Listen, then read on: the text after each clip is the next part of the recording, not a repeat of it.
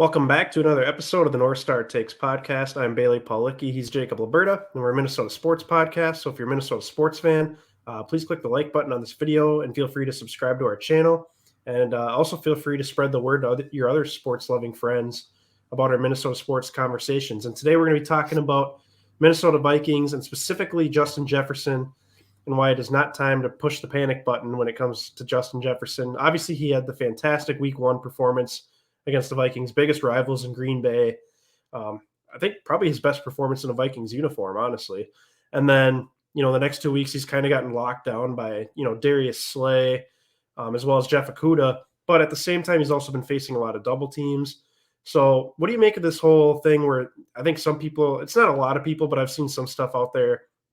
Oh, Justin Jefferson, like something seems a little off with him. Like what's going on? What do you make of this whole scenario, Liberta?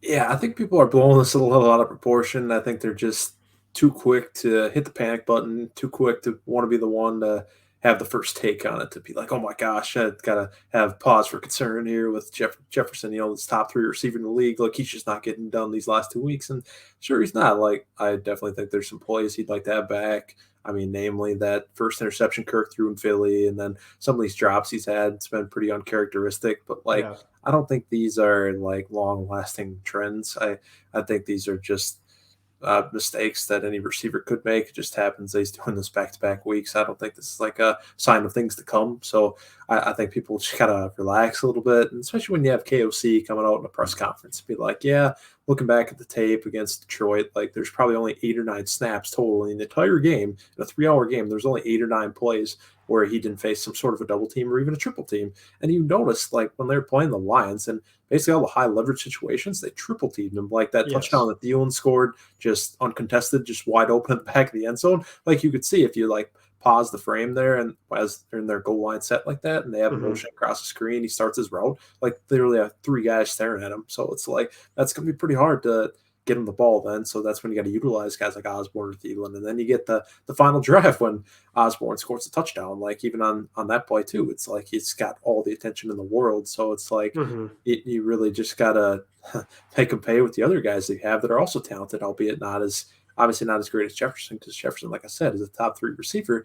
But it's like you have the other guys in your team that are also ballers who can go out and make plays for you and win you games, just like they did against Detroit. So, like, I think you guys got to trust your entire wide receiver room, because I'm feeling a little bit skeptical about the rest of it, like namely tight ends, but that's a different conversation. But I think, yeah, just trust the other guys like Thielen and Osborne, because they're plenty capable too. And Jefferson's going to be fine, because eventually it's going to get to this point where it's like, well, we could triple team, double team Jefferson, but like you're leaving Thielen and Osborne to win man-to-man matchups all day long. So it's like, what do you do? And that's really the problems that this Vikings offense presents, which is what's going to make it such an explosive unit this year. Yeah, I couldn't agree more. And I think, the fact that they were able to utilize Thielen and Osborne at the end of the Detroit game, which they weren't able to do in the Philly game, really is going to make other teams respect those two more as well. I mean, yeah, you can double Justin Jefferson the entire game, but you're going to pay for it. Like you mentioned, the wide open Thielen touchdown. I mean, if you're going to put KJ Osborne one-on-one with a corner like Mike Hughes, he's going to cook that guy. So, yeah, exactly.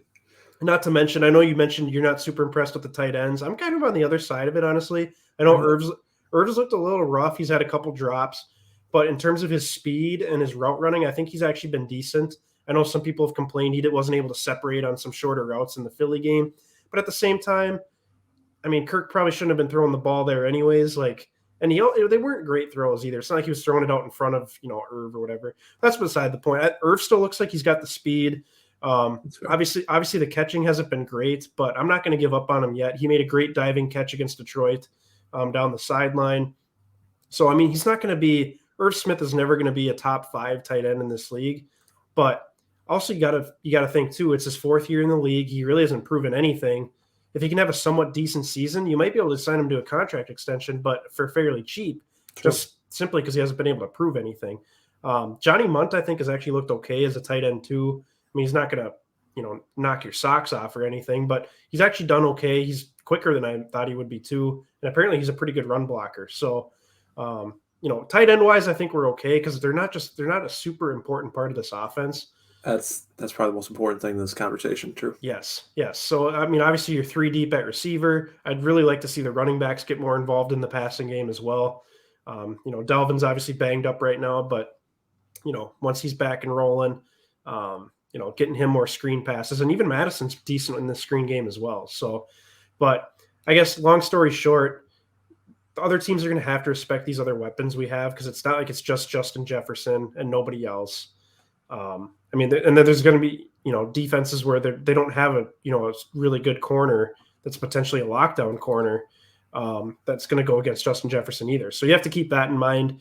I know the Packers didn't, lock down Jair Alexander on Jefferson, but maybe that was a mistake on their part. I don't know, but a couple rough weeks in a row, but the Vikings are going to figure this out. But when it's all said and done, Jefferson will still be top 5 in receiving yards and hopefully touchdowns too, even. But I'm not too worried about him at all.